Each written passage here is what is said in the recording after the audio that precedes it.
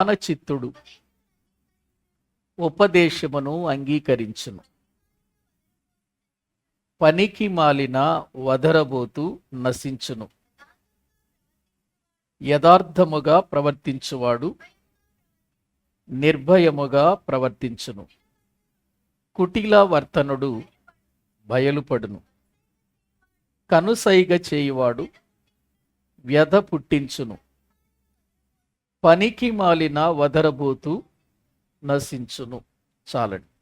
అర్థంగా ప్రియులారా తన జీవితాన్ని ప్రియులార క్యారెక్టర్ని చాలా జాగ్రత్తగా నడిపించుకునేటువంటి వాడు నిర్భయముగా బ్రతుకుతాడు. భయం అనేది ఉండదు. ఎందుకు? యథార్థత అతన్ని అంత ప్రియులార నిర్భయముగా ఉంచుతుందండి.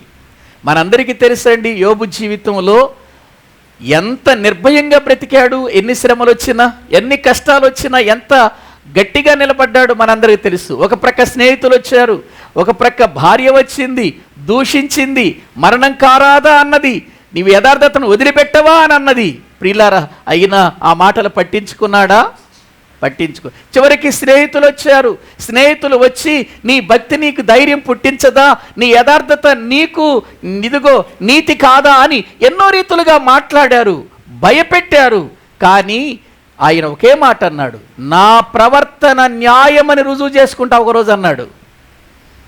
యోబు గారండి, నా ప్రవర్తన న్యాయమని రుజువు చేసుకుంటా నా దేవుని దగ్గర. ఎందుకంత ధైర్యంగా మాట్లాడాడు? అతనికి తెలుసు తను యథార్థవంతుడనన్న సంగతి.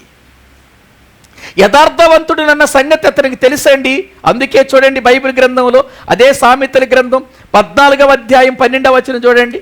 14వ అధ్యాయము 12వ వచనం మనం చదివితే, ఒకని ఎదుట సరి అయిన మార్గముగా కనబడు మార్గము కలదు. అయితే 11వ వచనం చూడండి. 11వ వచనం, యథార్థవంతుల గుడారము. 14వ అధ్యాయం అంతా కూడా మనకు యథార్థవంతులు, జ్ఞాని, ప్రియులార, పనికి మాలిన వాడు, ఈ మాటలు మనకు అక్కడ కనబడతాయి. అవి వచ్చినప్పుడు మనం తెలుసుకుందాం. యథార్థవంతుడు ఎప్పుడు కూడా వర్ధిల్లటానికి ప్రయత్నం చేస్తాడు. మరొక మాట చూడండి, 28వ అధ్యాయం 18వ వచనం చదవండి. బైబిల్ గ్రంథంలో అదే యథార్థముగా ప్రవర్తించువాడు ఏం చేస్తాడట? యథార్థముగా ప్రవర్తించేవాడు రక్షింపబడతాడు. శ్రమల నుండి రక్షించబడతాడు, కష్టాల నుండి రక్షించబడతాడు, ఇరుకులు ఇబ్బందుల నుండి రక్షించబడతాడు. అన్నిటికంటే ప్రాముఖ్యంగా నిత్య నరకము నుండి ఏం చేయబడతాడు? రక్షించబడతాడు. ప్రియులారా, మనం ఏమనుకుంటామంటే చాలాసార్లు రక్షణ పొందటం అంటే మారు మనసు పొందటమే అని అనుకుంటాం. ప్రియులారా, రక్షణ పొందటం అంటే మారు మనసు పొందటం మాత్రమే కాదు, ఆ రక్షణ కొనసాగిస్తూ నరకమును తప్పించుకున్న దినాన్న మనం అసలైన రక్షణ పొందినట్టు తెలుసా? అందుకే రక్షణను కొనసాగించమన్నాడు. అందుకే ప్రియులారా, మన జీవితాలలో మనము దేవుని యొక్క సన్నిధిలో సహించిన వారమైతే రక్షింపబడుదుము అని అన్నాడు. మరొక మాట ఏమన్నాడు తెలుసా? మత్తయి సువార్త అనుకుంటాను, చూడండి, అక్కడ ఒక మాట ఉంటుంది. 24వ అధ్యాయము మత్తయి సువార్త బైబిల్ గ్రంథములో మనము చూస్తే 24వ అధ్యాయము ప్రియులారా 13వ వచనాన్ని మనము చదువుకుందాం. అంతము వరకు సహించువాడెవడో వాడే ఏం చేయబడతాడు? అదేంటి ప్రియులారా, అంతము వరకు సహించాలి అని అంటున్నాడు. చూడండి, అంతము వరకు సహించిన వాడు ఏం చేయబడతాడు? రక్షింపబడతాడు. అది అసలైన మన జీవితానికి రక్షణ. మారు మనసు పొంది బాప్తీసం తీసుకోవటం అనేది రక్షణలో అడుగు పెట్టడం అయితే, అది కొనసాగించటం ఒక ఎత్తు అయితే, చివరికి ప్రియులారా మనము నరకము నుండి తప్పించబడతాం చూసారా, అది చాలా ప్రాముఖ్యమైనది. చాలామంది ఏమనుకుంటారంటే, నేను రక్షణ పొందేశాను, నేను బాప్తీసం పొందేశాను, నేను ఇక ఎలా జీవించినా పర్వాలేదు, నాకు ఇక పరలోకమే అని అనుకుంటారు. ప్రియులారా, అలాగనుకుంటే ఇక ఈ భూమి మీద ఉన్నటువంటి వారందరూ కూడా బాప్తీసం తీసేసుకొని రక్షణ పొంది ఇక ఎలాగైనా బ్రతకొచ్చు, ఎలాగైనా జీవించవచ్చు. కానీ బైబిల్ గ్రంథం ఏం చెబుతుంది? రక్షణలో అడుగుపెట్టిన మనం, బాప్తీసం తీసుకున్నటువంటి మనం ఏం చేయాలి? రక్షణలో ఎదగాలి. రక్షణను భయముతోనూ వణకుతోనూ కొనసాగించాలి. ప్రియులారా, కొనసాగించిన మన జీవితాలు అనేక శ్రమలు, కష్టాలు, ఇరుకులు, ఇబ్బందులు, అవమానాలు వచ్చినా కూడా సహించుకొని ఆ యొక్క రక్షణను కాపాడుకోవాలి. ఎప్పుడైతే రక్షణను కాపాడుకుంటామో మనం మరణించిన తర్వాత అయినా, క్రీస్తు రెండవ రాకడలోనైనా నరకము నుండి తప్పించబడతామే. అది అసలైన రక్షణ. అంటే మనము ఈ సమయములో రక్షించబడినాము అని మనం అనుకుంటున్నాం, కానీ రక్షణలో కొనసాగుతున్నామని అనుకోవాలి. మనం రక్షణ పొందటం అని అంటే, రక్షణ ఎప్పుడు ఆత్మ నరకానికి వెళ్లకుండా పరలోకానికి వెళ్ళిందనుకో, నిత్య జీవం పొందిందనుకోండి, అప్పుడు అది ఆత్మ రక్షణ పొందింది అని అర్థం. అంతేగాని బాప్తీసం తీసేసుకున్నా నీకు రక్షణ పొందాను, నేను ఎలా బ్రతికినా పర్వాలేదు అనుకుంటే ఇంకా మానవ జీవితములో ప్రియులారా మనము దేని గురించి కూడా ఆలోచించకుండా మనం ఇష్టం వచ్చినట్లు బ్రతకొచ్చు. అలా కాదు, బైబిల్ అలా చెప్పటం లేదు. ఇప్పుడు రక్షణను కొనసాగిస్తున్న మనం దాన్ని చాలా జాగ్రత్తగా కాపాడుకుంటూ భద్రం చేసుకుంటూ వెళ్ళాలి. మన బ్రతుకులు మళ్ళీ లోకంలో పడకుండా, పాపములోనికి వెళ్లకుండా, శాపగ్రస్తమైన స్థితిలోనికి వెళ్లకుండా, భక్తిలో నుండి తొలగిపోకుండా, విశ్వాసములో నుంచి భ్రష్టులము కాకుండా ఇవన్నీ మనం కాపాడుకుంటే తప్ప రక్షించబడతాం. అదే యథార్థముగా ప్రవర్తించేవాడు పొందేది. ఏవండి, ఒకసారి ఆలోచించండి. శ్రమలు, కష్టాలు, ఇరుకులు, ఇబ్బందులు, నిందలు, అవమానాలు, చాలా భయంకరమైన రోగాలు, ఇవన్నీ సహించాడా లేదా యోబు? సహించాడు. సహించినటువంటి యోబు యథార్థవంతుడుగా వాటిని కొనసాగించి సహించాడు గనుక అతడు రక్షణ పొందిన వాడిగా మనము చూస్తుంటున్నాం. ప్రియులారా, కాబట్టి ఈ లోకములో మనము శ్రమల నుండి తప్పించుకోవటమే కాదు రక్షణ, మనము అసలైన శ్రమ ఉందే, అసలైన నిత్య నరకం ఉందే, దాన్ని తప్పించుకోవాలి. అది తప్పించుకోవాలంటే అంతము వరకు ఏం చేయాలన్నాడు? సహించాలి. అప్పుడే మనము రక్షించబడతామని దేవుని వాక్యములో మనము చూస్తూ ఉంటున్నాం. ఇక ఆ తరువాత మనము సామెతల గ్రంథంలో మనం చదువుకున్న 10వ అధ్యాయములు మరొక వ్యక్తి మనకు కనబడుతున్నాడు. కుటిల వర్తనుడు. చాలా కుటిలంగా ఉంటాడు ఈ వ్యక్తి. అసలు ప్రజలకు అసలు తను మంచోడా చెడ్డోడా అనేటువంటిది తెలియకుండానే ఉంటాడు. చాలా కుటిలంగా బ్రతుకుతాడండి. ఈ కుటిల వర్తనుడు ప్రియులారా ఏదో ఒక రోజున బయలుపడతాడు కదా అండి.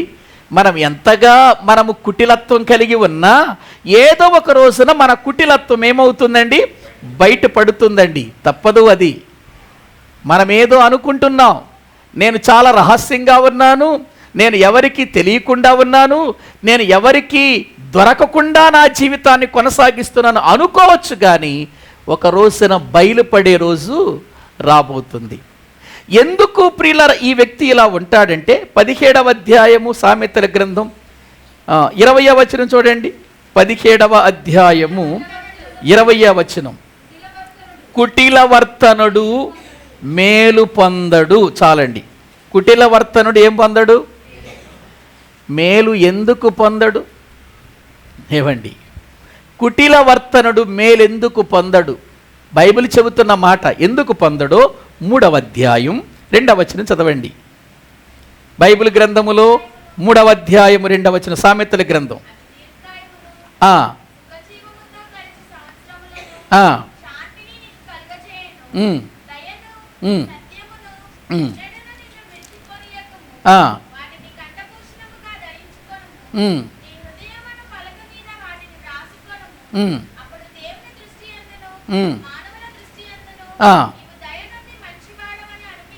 అది కాదమ్మా, ఒక వచనం అక్కడ ఏముంటుందంటే కుటిల వర్తనుడు తన జీవితంలో ప్రియులారా చాలా నష్టాన్ని అతడు అనుభవిస్తూ అమ్మా చదువు 3:42 32 చదువు. కుటిల వర్తనుడు యెహోవాకు అసహ్యుడు, యథార్థవంతులకు ఆయన తోడుగా ఉండును. కుటిల వర్తనుడు ఎవరికి అసహ్యుడుగా ఉంటాడు? ఎందుకు అసహ్యుడైపోయాడు? కుటిల వర్తనుడు ఎందుకు అసహ్యుడైపోయాడు? ఒకసారి మనం ఆలోచించాలి. బైబిల్ గ్రంథంలో దేవునికి అసహ్యమైనవి కొన్ని ఉన్నాయి, మనం ధ్యానం చేసాం. ఏవండి? ఆయనకు అసహ్యమైనవి 7 ఉన్నాయి, 6 కలవు. ఆయనకు ఇష్టము కానటువంటివి 7 కూడా ఉన్నట్లుగా మనం ధ్యానం చేశాం కదా. ఏమండి? ఒకసారి ఆ వచనం చదువుతారా? సామెతల గ్రంథము 6వ అధ్యాయము చూడండి, 16వ వచనం. యెహోవాకు అసహ్యములైనవి 6 గలవు, 7 ఆయనకు హేయములు. అవివనగా ఏ దృష్టి? అహంకార దృష్టి, కల్లలాడు నాలుక, నిరపరాధులను చంపు చేతులు, దుర్యోచనలు యోచించు హృదయము, కీడు చేయుటకు త్వరపడి పరుగులెత్తు పాదాలు, లేని వాటిని పలుకు అబద్ధ సాక్షి, అన్నదమ్ములలో జగడములు పుట్టించువాడు. చూసారా? ఇవన్నిటిని కలిపి, వీటన్నిటిని కలిసిన వాడిని ఏమంటారంటే కుటిల వర్తనుడు. కుటిలింగా బ్రతుకుతాడు. అహంకార దృష్టి ఉన్నది కానీ పైకి కనపడడు. ఏమండి? కలలాడే నాలుకుంటది కానీ కనపడడు. నిరపరాధులను చంపే చేతులు కలిగి ఉంటాడు, పైకి అస్సలు కనపడడు. దుర్యోచనలు యోచించి ప్రియులారా తన హృదయాన్ని పాడు చేసుకుంటాడు, అయినా అతడు మంచివాడుగానే కనిపిస్తాడు. కీడు చేయుటకు పరుగులెత్తుతాడు, కీడు చెయ్యాలనుకుంటాడు ప్రియులారా, కానీ అతని జీవితంలో కీడు చేసేవాడికి ఎవరికి కనిపించడు. అంటే ఇవన్నీ లోపల ఉంటాయి, బయటికి మాత్రం కనపడడు. ఈ వ్యక్తిని ఏమంటారు చెప్పండి? కుటిల వర్తనుడు అని అంటాడు. ఈ కుటిల వర్తనుడు యెహోవాకు ఏమై ఉన్నాడు చెప్పండి? అసహ్యుడు అని దేవుని వాక్యంలో మనము చూస్తున్నాం. అంటే దేవునికి అసహ్యమైన కార్యాలు ఏ వ్యక్తిలో ఉంటాయో ఆ వ్యక్తి దేవునికి ఏమైపోతాడు? అసహ్యుడు అయిపోతాడు. అసహ్యమైన కార్యాలు హృదయములో ఉన్నంత వరకు ఆ వ్యక్తి దేవునికి ఇష్టడుగా బ్రతకలేడు, ఇష్టడుగా ఉండలేడు. అతడు యెహోవాకు అసహ్యుడుగానే ఉంటాడు.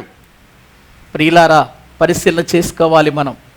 మనం ఎలా ఉన్నామో, మన జీవితాలు ఏ విధంగా ఉన్నాయి, రక్షించబడ్డాం, మన హృదయం యథార్థంగా ఉందా, జ్ఞానచిత్తములో ఉందా, పనికి మాలిన వదరపోతు లాంటి జీవితం ఉందా, కుటిల వర్తనుడులాగా మనం బ్రతుకుతున్నామా ఆలోచించాలి.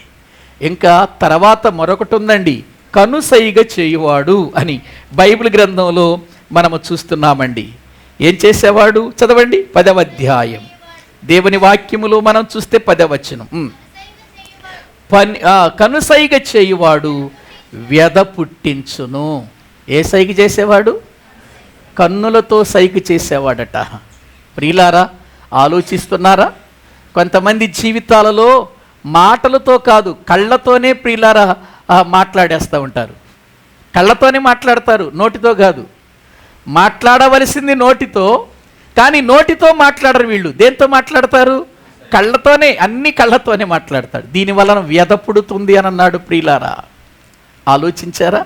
అందుకేనండి మన కన్నులు చాలా జాగ్రత్తగా ఉండాలన్నాడు కదా. 4వ అధ్యాయం చూడండి, దేవుని వాక్య భాగములో మనము చూస్తే ప్రియులారా, 4వ అధ్యాయమేనా, మన దేవుని వాక్యములో మనము చూడగలిగితే 25వ వచనం, నీ కన్నులు ఇటు అటు చూడక సరిగాను, నీ కనురెప్పలు నీ ముందర సూటిగాను చూడవలెను అన్నాడు. ఏమండి? కన్నులు ఏం చేయకూడదట? ఇటు అటు చూడకూడదు. మరి ఎలా చూడాలి? సరిగా చూడాలి. ఏమండి ప్రియులారా, సూటిగా చూడాలి. దేవుని వాక్యం వింటున్న ప్రియులు, ఏంటి కన్నుల గురించి ఇంత రాయబడి ఉందా? అమ్మో, కన్నుల గురించి చాలా ఉన్నాయి బైబిల్ గ్రంథంలో.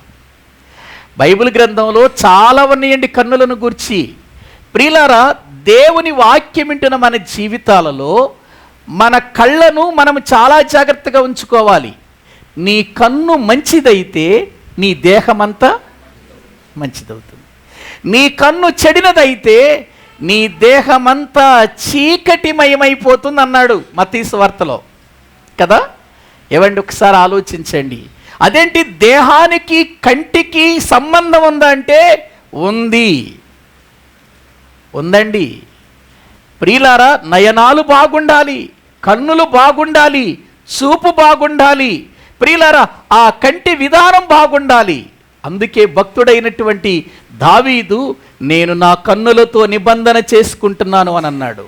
యోబు కూడా అన్నాడు, నేను నా కన్నులతో నిబంధన చేసుకుంటున్నాను అన్నాడు. ఎందుకు నిబంధన కన్నులతో? ప్రియులారా, ఈ కంటిలో ఉండే చూపులు ఎవరికీ తెలియవు.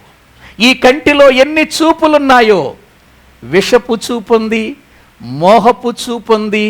ప్రియులారా, ఇలా బైబిల్ గ్రంథంలో మనము చూస్తే ఎన్నో రకాలైన చూపులు మనకు కనబడతాయి.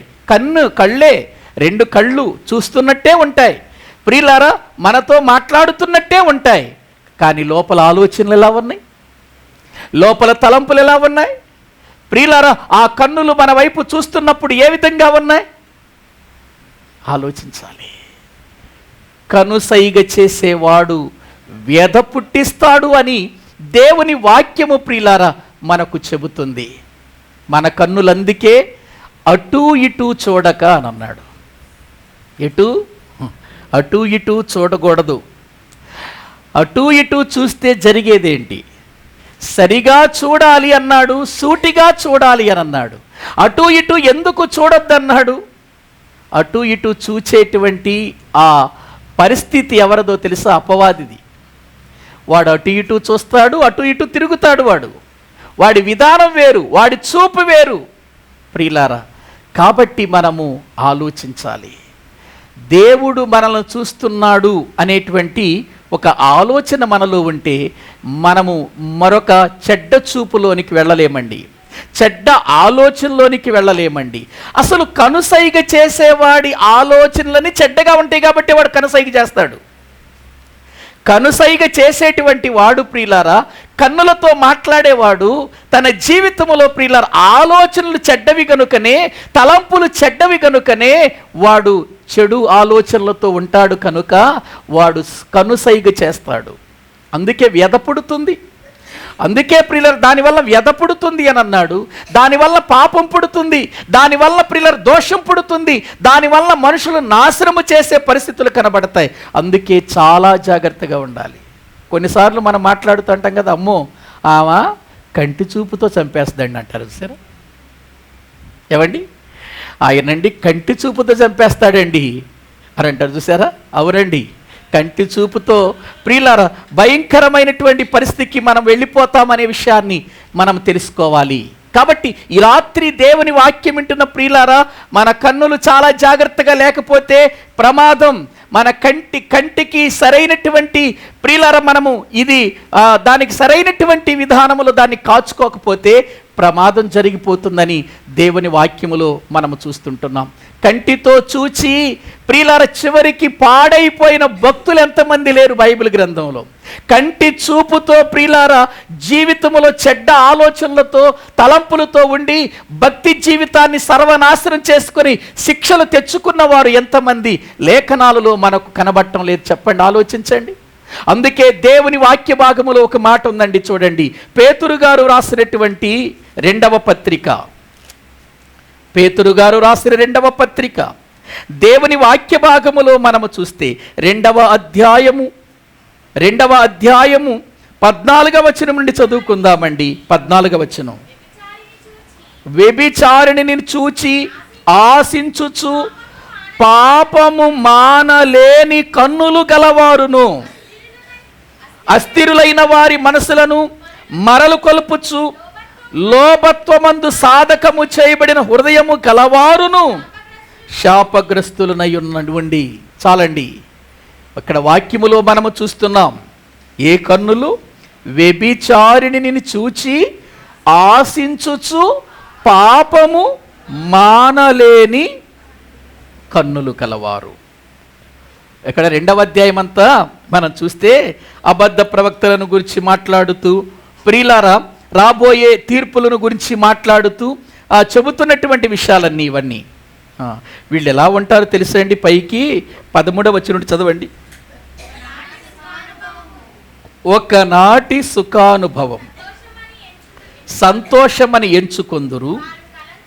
వారు కళంకములను నిందాస్పదములునై తమ ప్రేమ విందులలో మీతో కూడా అన్నపానములు పుచ్చుకొనుచు తమ భోగముల యందు సుఖించుదురు. చూసారా ఏమండి ఎలా ఉన్నారట? ప్రేమ విందులలో మీతో కూడా ఏం తింటున్నారు వీళ్ళు? అన్నపానములు పుచ్చుకుంటున్నారు. ప్రేమ విందులలో అన్నపానములు పుచ్చుకుంటున్నారు. కానీ వీళ్ళ జీవితాలన్నీ కూడా ఏ రీతిగా ఉన్నాయంటే సుఖభోగముల యందు సంతోషించే విధానములో ఉన్నాయి. వారి కన్నులు సరిగా లేవు. వారి కన్నులు సరైనటువంటి విధానములు లేదు. నీ కన్నులు సూటిగా చూడాలంటే అర్థం ఏంటి ప్రియులారా? సరిగా చూడాలంటే అర్థం ఏంటి? మంచి ఆలోచనలతో చూడాలని, మంచి తలంపులతో చూడాలని, మంచి ఉద్దేశాలతో చూడాలని, మంచి ఉద్దేశాలతో ఇదిగో ఎదుటి వ్యక్తిని గమనించాలని దాని అర్థం. కాబట్టి కంటి విషయంలో చాలా జాగ్రత్తగా ఉండాలి. ఈ కన్ను అనేక మంది భక్తులను పాడు చేసింది. ఈ కన్ను అనేక మంది జీవితాలను నాశనం చేసింది. ఈ కన్ను ఎంతో మంది బ్రతుకులను ప్రియులారా ఇదిగో నిత్య శిక్షకు తీసుకుని వెళ్ళిపోయింది. కాబట్టి వాక్యం వింటున్నటువంటి మన జీవితాల్లో మనం ఆలోచించాలి ప్రియులారా, ఆలోచించాలి. దేవుని వాక్యాన్ని మనం జ్ఞాపకము చేసుకున్నప్పుడు ఇక్కడ చాలా సంగతులు మనకు కనబడుతున్నాయి. ఒక్కసారి చూద్దాము రండి. మత్తయి సువార్తలోనికి వద్దాం.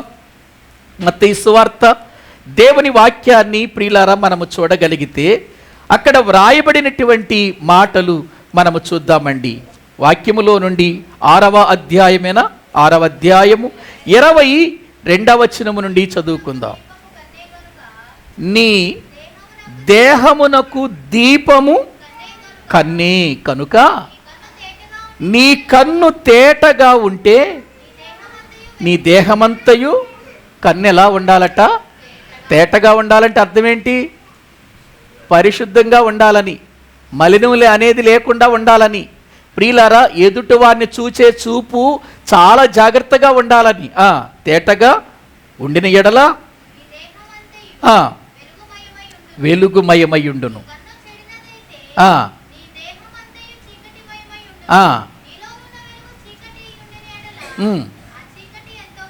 చూసారా ఏవండి?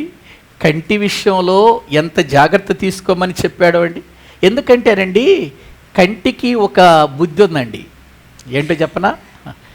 చూచుట చేత కంటికి తృప్తి లేదన్నాడు. అన్నాడా? చూడండి ఒకసారి బైబిల్ గ్రంథంలో వాక్య భాగములో ప్రియులారా, ప్రసంగి గ్రంథము 1వ అధ్యాయము 8వ వచనం. ప్రసంగి గ్రంథం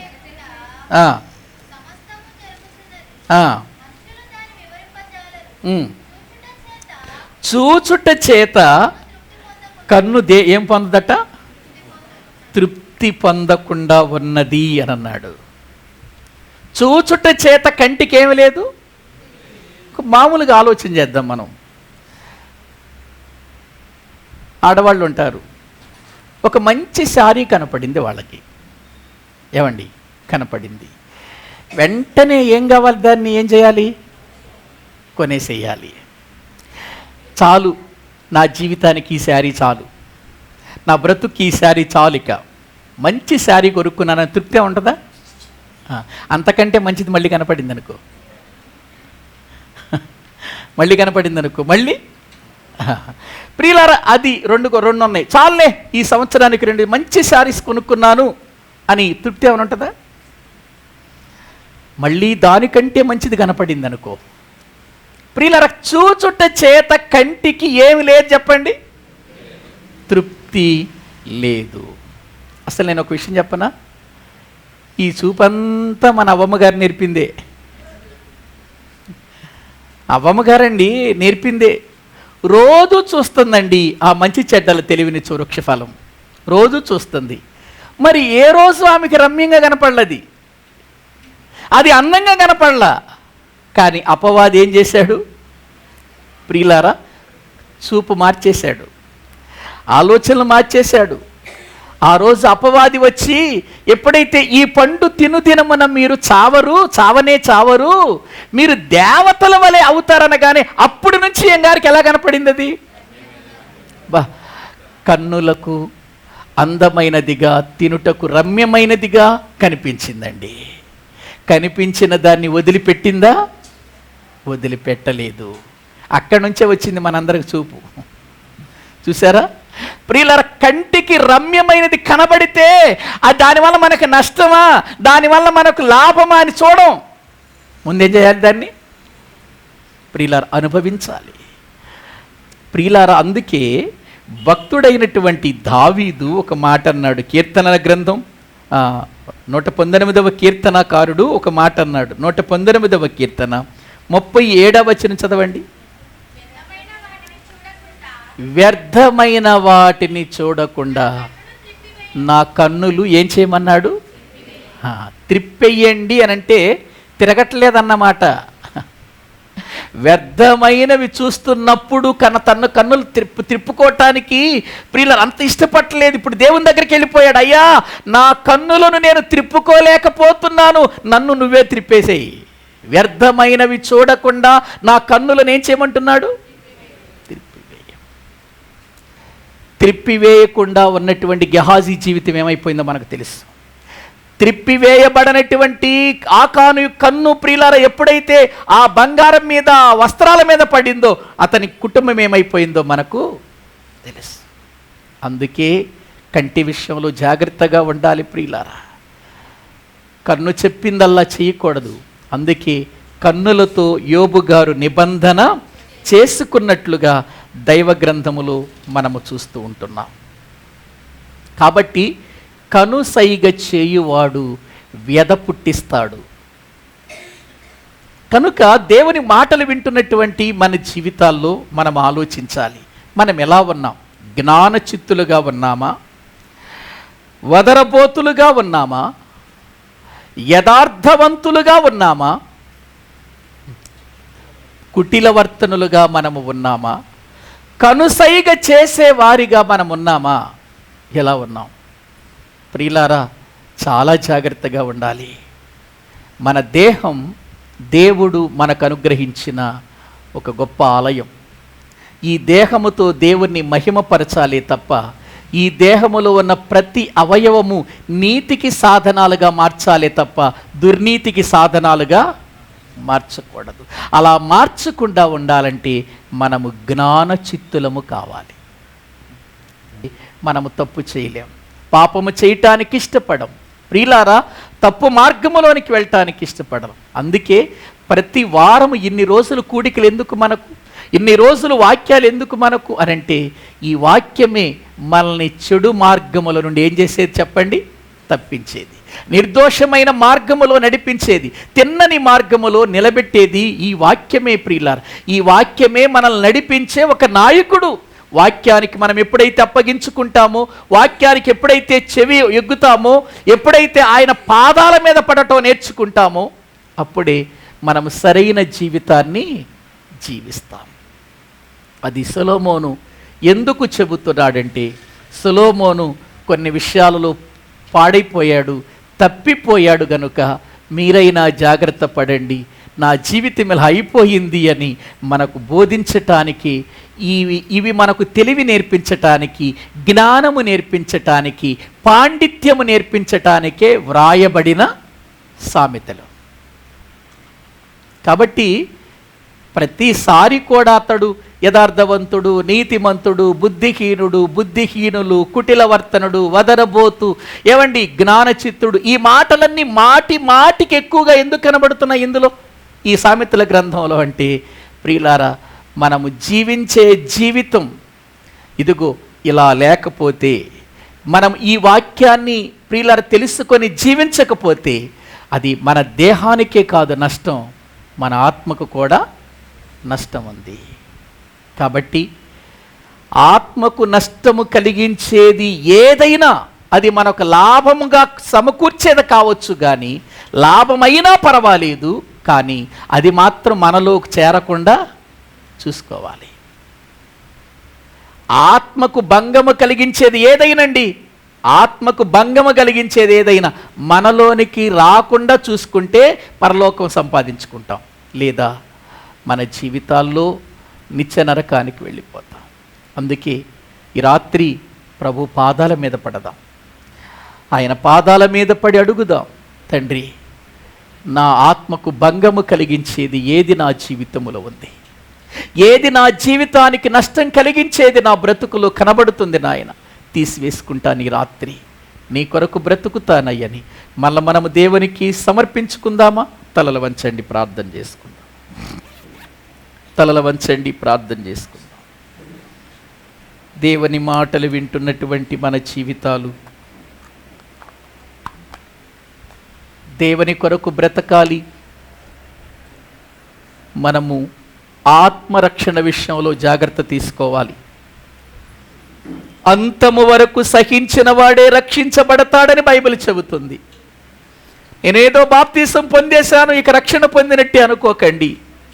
ఈ రక్షణ జాగ్రత్తగా కొనసాగించుకోకపోతే, ఈ రక్షణ మనము భయముతో వణుకుతో దీన్ని కొనసాగించుకోకపోతే, ఈ రక్షణలో వాక్యం అనే జ్ఞానం అనే పాలతో మనం ఎదగకపోతే, మనము జ్ఞానులుగా జ్ఞాన చిత్తులముగా లేకపోతే ప్రియులారా నష్టపోతాం. దేహమే కాదు, ఆత్మ కూడా నష్టపోతుంది. ప్రభువా, నా దేహములో ఏది నీకు ఇష్టము కానిది ఉన్నదో, నా ఆత్మకు భంగము కలిగించే ఏ పని ఉందో అది తీసివేసుకుంటానయ్యా. కుటిలత్వము నాలో ఉందా? వదరబోతు జీవితము నాలో ఉందా? పనికి మాలిన జీవితము నాలో ఉందా? నా కన్నులను జాగ్రత్త పరుచుకొని నా అవయవాలను నీతికి సాధనాలుగా చేసుకొని జీవితం నాలో ఉందా? తీసేయండి అయ్యా, నన్ను సరిచేయండి ప్రభువా. దేవునికి మళ్ళీ మనం అప్పగించుకుందామండి. అందరము కూడా మోకరించి ప్రభు పాదాల దగ్గర అడుగుదాం. పరిశుద్ధులందరూ ఆయన పాదముల దగ్గర సాగిలపడి ఆయన ఉపదేశమును అంగీకరిస్తారని వాక్యం చెబుతుంది. అయ్యా, నీ వాక్యానికి నేను లోబడుతున్నానయ్యా, నీ మాటలకు నేను లోబడుతున్నానయ్యా. నీ పాదాల దగ్గరకు వచ్చాను, నీ పాదాల దగ్గర సాగిలపడుతున్నానయ్యా. నా జీవితములో నీకు ఆయాసకరమైనది ఏదుందో అది తీసివేయి నాయన. అడుగుదామండి అందరము కూడా.